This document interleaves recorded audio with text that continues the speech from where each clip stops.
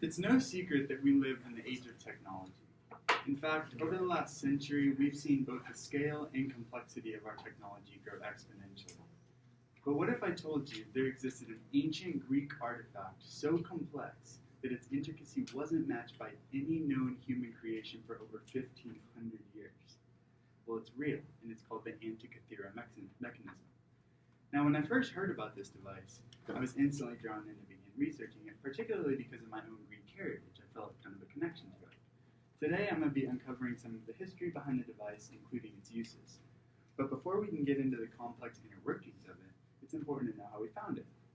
Now, the Antikythera mechanism was discovered in 1901 in a shipwreck off the coast of the Greek island Antikythera, for which it was named. But at the time, the archaeologists really thought it was nothing more than just a useless lump of wood and corroded metal. Now, it was dated to around 200 BC, but it went largely unnoticed in the museum where it was held, until one of the workers noticed that there was a gear embedded inside of it. At that point, it became very clear that this kind of inconspicuous shipwreck recovery was hiding a lot more secrets.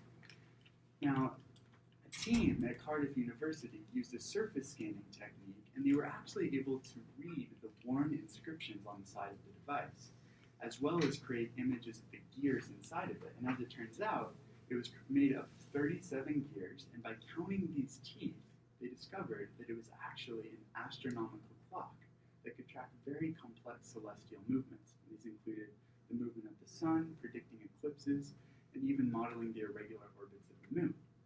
This was really important for the Greeks because they used the lunar phases to plan religious festivals as well as crop planting.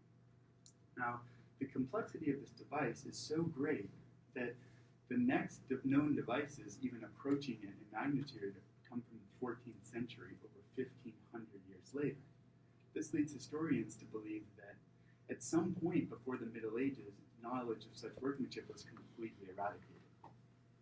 Now, as my speech comes to a close, consider just how different our world could be today had this kind of technological prowess subsisted instead of being eliminated.